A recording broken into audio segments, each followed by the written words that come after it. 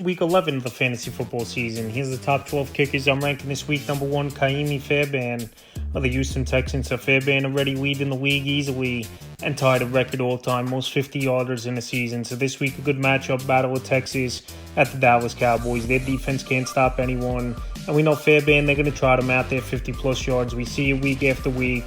Nico Collins back in the lineup, which is going to be a plus as well. Obviously, for this Houston Texan team, more opportunities to get in the red zone and more opportunities to score. And this week, I think he goes out there, has a good ball game. Number 2, Justin Tucker of the Baltimore Ravens. So Justin Tucker, we know he's one of the best kickers of all time. And this week, it's a grinded out type of matchup at the Pittsburgh Steelers, where I believe this could be either a high scoring or, like I said, a field goal type of battle between these two teams. So Tucker, the last few weeks, his 50-plus range has gotten better, where he was a little shaky in the beginning of the season for this Baltimore Raven team and for fantasy owners. But we know Tucker each year, he's amongst the league leaders in fantasy points. So this week, I think he goes out there, has a good game. Number 3, Harrison Butker, Kansas City Chiefs. So Harrison Butker, he's been a solid kicker once again this season, one of the better percentage kickers of all time in NFL history. And when you're on a high-powered offense, even though it's an offense that does stall out at time with this Kansas City Chiefs team, and definitely in this game with the Buffalo Bills, it's going to be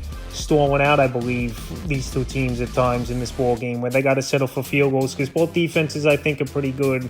There's going to be opportunities for Butker, and it wouldn't be surprising to me if this game between both these teams are in the 30s or possibly even in the 40s, where both offenses go up and down the field, where their quarterbacks overcome the good defenses for staying in the same game. Tyler Bass of the Buffalo Bills, for the last couple weeks, he's turned the season around.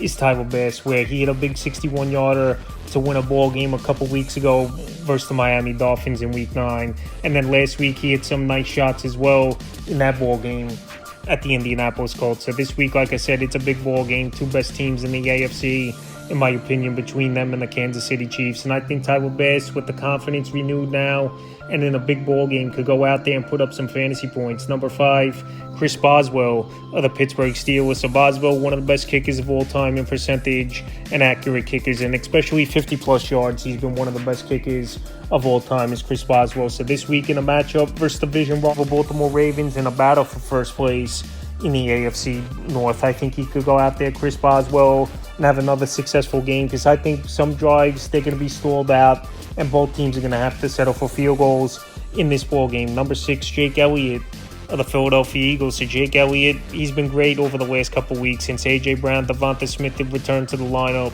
obviously, for this Philadelphia Eagle team. This week, it's going to be a potential high-scoring game on Thursday night, where most Thursday night games are high-scoring. So Washington, Philly, both good offenses. But I think Jake Elliott, he's going to get in range in this ball game and go out there and have another solid performance. Number 7, Brandon Aubrey of the Dallas Cowboys. So obviously, his numbers and opportunities are going to go down as the weeks go on. Dak Prescott, he's out for the season. Cooper Rush in their quarterback. And last week, Aubrey did have a couple field goal attempts, and he hit them, obviously.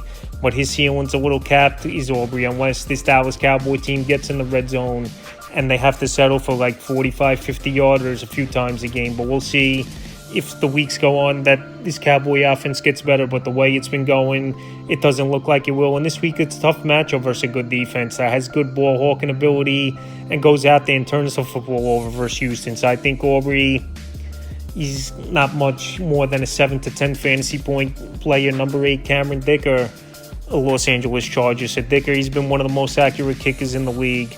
Another home game for this Charger team, and a good matchup versus Cincinnati Bengals, where we know their defense can't stop anyone, and points will be put on the board either through touchdown or through field goals. So Cameron Dicker, like I said, it's been a solid year for him. He got an extension from this Charger team, and this week versus Cincinnati Bengals, I think he could go out there, have a decent performance. Number 9, Jake Moody, Francisco 49ers. So last week was definitely a struggle in his return for Jake Moody to the lineup, where he missed 3 field goals. I know the long snapper, he was off with some of the snaps as well, and Deebo Samuel didn't appreciate it by choking him on the sidelines.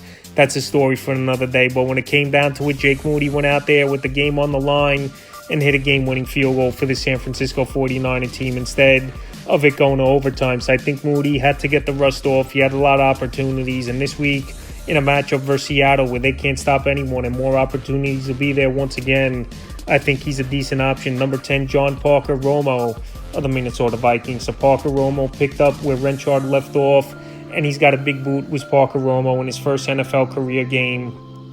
He went out there, hit 4 field goals.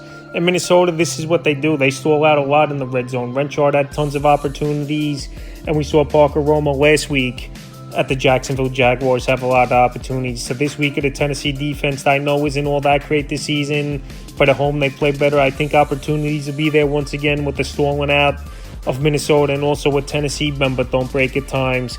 At home, number 11, Evan McPherson of the Cincinnati Bengals. So it's been an up and down season for Evan McPherson in terms of opportunities, and he's been missing some 45-plus yarders this season as well. But this week, in a potential high-scoring game and an indoor game, which is always a plus at the Los Angeles Chargers, I think Evan McPherson could go out there, bounce back, and have a decent game.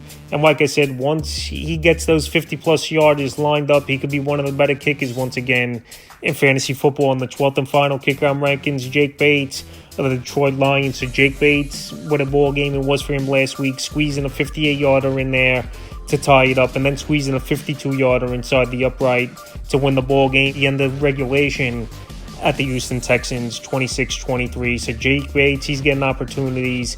He's in one of the best, if not the best, offense in all pro football, where chances will be there weekly. And this week in a good matchup versus the Jacksonville Jaguars, I think he's going to put points on the board. The only thing, obviously, Detroit scores a lot of touchdowns, and sometimes those field goal opportunities are limited, just extra points. So that's the top 12 kickers I'm ranking 11 of the fantasy football season.